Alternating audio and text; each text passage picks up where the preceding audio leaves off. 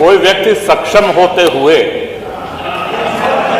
समर्थ होते हुए, संपन्न होते हुए, आप कितना भी नाम में सिर हिला ले, इवन एक कहावत है, अवधि की कहावत है, पूर्वांचल के भी भाई सभी लोग समझेंगे कि झूर पै लगी जीव झंड। तो फिर घर से आते समय साहब सामने एक ट्रक जा रहा था, उसमें पीछे लिखा था कि जहां बेदर्द हाकिम हो वहां फरियाद क्या करना। तो माननीय संसदीय कार्य मंत्री जी चाहते तो हम लोग खुशी मुस्कुराते हुए उपहार सहित अपने क्षेत्र में जाते। अब हम सब लोग मायूस चेहरे लेकर के, लेकिन आपने ये कहा है कि साहब इंतजार करें, तो आपसे निवेदन है कि इंतजार की घड़ियां जल्दी बीते। और प्रश्न सिर्फ विधायकों के भत्ते और वेतन का नहीं है, प्रश्न जनता से जुड़ा हुआ है। हैंडपंप की समस्या बराबर सभी माननीय सदस्य उठाते रहें, इस पर कृपापूर्वक विचार करें। माननीय अध्यक्ष जी, आपको जनसत्ता दल के हम लोगों की तरफ से, सभी की तरफ से उत्तम स्वास्थ्य की कामना। पक्ष और विपक्ष के सभी सम्मानित सदस्यगण, हमारे आदरणीय माता बाबा, नेता प्रतिपक्ष, विधानसभा के सभी कर्मचारी, प्रमुख सचिव साहब, सभी पत्रकार साथी, आप सब लोगों ने इस सत्र को संपन्न कराने में अपना योगदान दिया, सभी को आभार। और एक बार पुनः अपनी बात रखते हुए कि साहब कौन सो काज कठिन जग माही, जो नहीं हो तात तुम पाही। अब जानबूझ के अनसुनी कर रहे हैं माननीय मंत्री जी, कौन सो काज कठिन जग माही। तो कृपा पूर्वक विचार करें। और हम सभी लोग आशान्वित हैं, आप स्वयं समझदार हैं, सभी लोगों की बातों का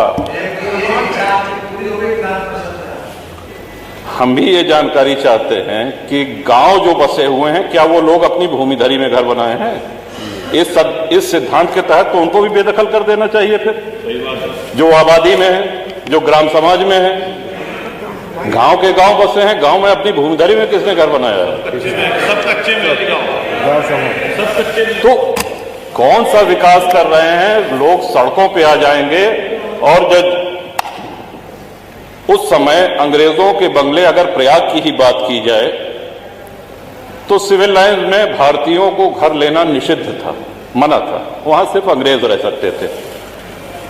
अपनी सेवा के लिए उन्होंने गाड़ीवान, कोचवान, बग्घी चलाने वाले, धोबी, माली, खानसामा, इन लोगों को वहां पे स्थापित किया, जो पुष्ट दर पुष्ट वहां पे चले आ रहे हैं। सागर पेशा एक बहुत बड़ा आंदोलन है प्रयागराज का। एक बहुत बड़ी संख्या में आप हजारों लाखों लोगों को बेघर कर देंगे। 3200 प्रार्थना पत्र लंबित हैं, 2300 लोग ऐसे हैं जिन्होंने अपनी किस्त जमा कर दी है। और हमारी जानकारी तो ये भी है कि हाईकोर्ट इलाहाबाद भी नजूल की भूमि पे है, कई सारे जजेस के घर, हमारी जानकारी। तो उसको भी खाली करा दिया जाएगा। Public service commission, public service का कितनी ये गंभीर, कौन सा विकास इसमें करेंगे? लाखों लोग बेघर हो जाएंगे। और मैं नहीं समझ पा रहा हूं कि किस मजबूरी में, किसके कहने पर, किन अधिकारियों की फीडिंग पर ये ले आया गया है।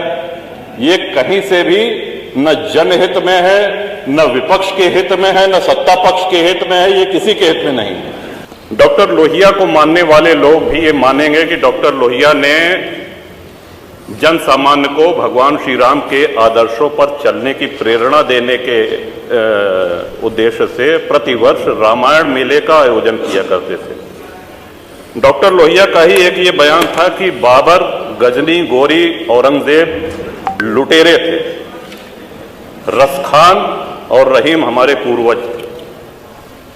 श्रीमान, ये बात यहां पे इसलिए कहना आवश्यक हो रही है कि पिछले दिनों, कई दिनों से हम देख रहे हैं कि माहौल बिगाड़ने का प्रयास हो रहा है। हल्द्वानी तक का उदाहरण दिया गया इस हाउस में। सरकार अपनी जगह पे पूरा प्रयास करती है कि हमारे राज्य में कोई उपद्रव न हो, अशांति न हो, लेकिन कहीं ना कहीं एक ये आभास हो रहा है हमको कि माहौल खराब करने का एक प्रयास हो रहा है। बात की गई श्री राम जन्मभूमि की, साक्षात भगवान श्री राम ने अवतार लिया। काशी नगरी जो भगवान शिव के त्रिशूल पे टिकी हुई है, जा सुनाम बल शंकर काशी, देत सबहि संगति अविनाशी, और भगवान श्री कृष्ण की जन्मभूमि। श्रीमान स्पष्ट है ये, दीवाल के ऊपर शिखर तोड़ करके गुंबद बना देने से ये गंगा जमुनी तहजीब नहीं होती। वो हमारा आक्रांताओं द्वारा तोड़ा गया है। और एक और भ्रम फैलाया जा रहा है, जो व्यास जी के गुफा में जो पूजा हो रही है, वो पूजा अनवरत सैकड़ों वर्ष से चलती आ रही है। ये बात बाहर जानी चाहिए श्रीमन। अनवरत सैकड़ों वर्ष से, इस पे सन 93 में स्थानीय प्रशासन ने रोक लगाया, किसी न्यायालय ने रोक नहीं लगाया इसकी पूजा पे। और इस सदन के माध्यम से श्रीमान उन पुजारी को भी हम प्रणाम करेंगे, 31 वर्ष जिन्होंने चाबी संभाल के रखी कि एक न एक दिन ऐसी सरकार आएगी कि ये ताला खुलेगा और इस चाबी क्या। लेकिन क्या आपको ऐसा नहीं लगता कि भाषण का जो स्तर था उसमें बहुत गिरावट आई है? और उसका कारण ये है कि जब हाउस नहीं चलेगा, सदन नहीं चलेगा, तो नए माननीय सदस्यों को बोलने का अभ्यास नहीं रह जाएगा। जब भी ये बात आती है कि साहब सदन चलना चाहिए, क्योंकि ये स्पष्ट लिखा गया है कि वर्ष में अपरिहार्य स्थितियों को छोड़ करके 90 दिन सदन का संचालन आवश्यक है।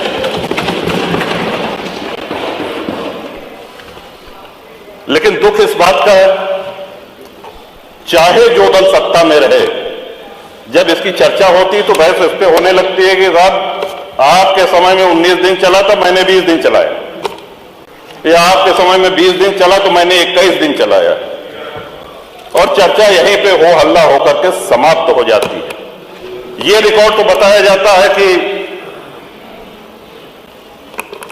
सबसे कम किसने चलाया, दूसरे नंबर पे कौन था, ऐसा भी हुआ कि इतने दिन सदन चला, इतने दिन। क्या कभी हमने ये जानने का प्रयास किया कि जब हमारा देश आजाद हुआ था तो कितने दिन सदन चला था, या जब से ये सदन चलना शुरू हुआ है एक वर्ष में अधिक से अधिक सबसे ज्यादा किस वर्ष चला है, और क्यों ना उस रिकॉर्ड को हम लोग तोड़ें। सदन से बचना क्या थी? सदन के माध्यम से ही तो हम लोग अपनी बात कहते हैं, सदन के माध्यम से ही जन समस्याओं का निराकरण होता है, उनका निवारण होता है,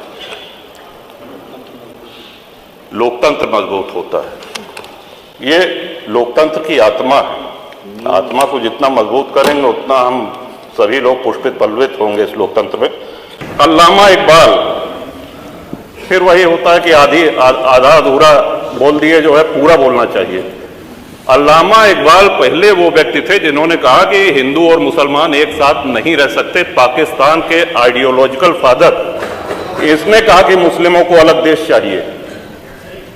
जिन्ना को रास्ता बताने वाले, जिन्ना को उकसाने वाले, और पाकिस्तान के पक्ष में भारत के मुसलमानों ने वोटिंग करी जिसमें 98% लोगों ने कहा कि हिंदू और मुस्लिम साथ साथ नहीं रह सकते। इस बात पे लेकर के बंटवारा हुआ, और सारे जहां से अच्छा जो कविता सुनाई गई वो अधूरी है। 2 पंक्ति उसकी हम भी सुना दे रहे हैं कि ए आब रूद गंगा वो दिन है याद तुझको, उतरा तेरे किनारे जब कारवां हमारा। कि गंगा के वो मैदान तुमको याद है जब हमारा कारवां उधर से आक्रांताओं का कारवां आया था। ए आब रूद गंगा वो दिन है याद तुझको, उतरा तेरे किनारे जब कारवां हमारा। चीनो अरब हमारा, हिंदुस्तान हमारा, मुस्लिम है हम, वतन है सारा जहां हमारा। ये तरानाए मिल्ली की पंक्तियां हैं, अल्लामा इकबाल ने 1910 में लिखी थी श्रीमान। हम ही क्या धर्मार्थ देते रहेंगे, सभी कुछ हो मौन सहते रहेंगे, कि धर्म को देंगे बल अन्य जन भी, तजेंगे क्रूरता छल अन्य जन भी। श्रीमान, हिंदू तो सर्वसमावेशी है। किसको आश्रय नहीं मिला, किसको आसरा नहीं मिला? यहां पे जो भी संकट में आया उसको हमने अपनाया। कभी किसी हिंदू ने नहीं कहा कि हम मुसलमान के साथ नहीं रह सकते। उल्टा जब बंटवारा हुआ, धर्म के आधार पर हुआ, पाकिस्तान बना, जो मुस्लिम वहां जा रहे थे, हिंदुओं ने उनको रोकने का काम किया कि आप रहिए हमारे साथ, भाई भाई बन के रहिए। ये इस संवेदनशीलता को रसखान जी, अब्दुल रहीम खान खाना, इनके आदर्शों पे चलेंगे तब अच्छा वातावरण, अच्छा माहौल बनेगा। अगर बाबर और औरंगजेब की अनुसरण करेंगे, उनका अनुकरण करेंगे, तब तो शांति की कोई गारंटी नहीं। मैं फिर से पुनः बधाई देता हूं, इस बजट का समर्थन करता हूं और माननीय योगी जी की सरकार को बधाई देता हूं। और ये हम लोगों का सौभाग्य, इस पीढ़ी का सौभाग्य है कि अपने जीवन काल में भगवान श्री राम के भव्य मंदिर का